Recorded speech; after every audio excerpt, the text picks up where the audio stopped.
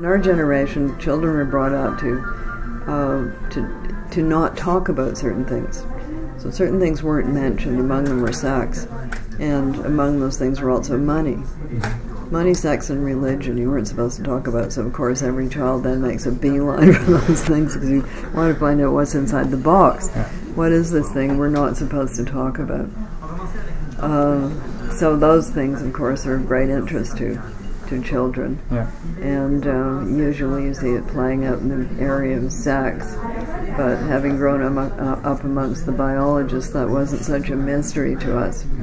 But nobody talked about money, it was considered impolite. So of course I wanted to know about it.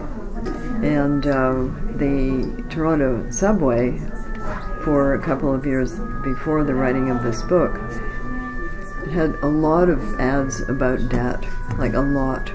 You wouldn't have seen those at all in the 50s. There were none. Zero, none.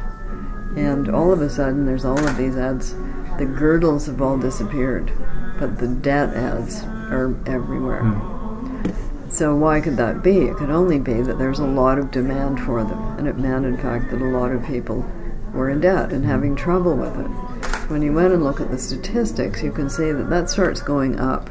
You know, personal debt, household debt starts going up when the credit cards are widely deployed. So apparently your brain doesn't recognize money that you spend with a credit card. You don't feel as if you spent it.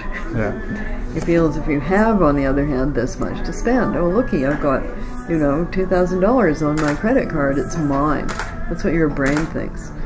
And people got into trouble with that, as we know. In the generation before that, there was only one debt that was respectable to have, and that was your mortgage.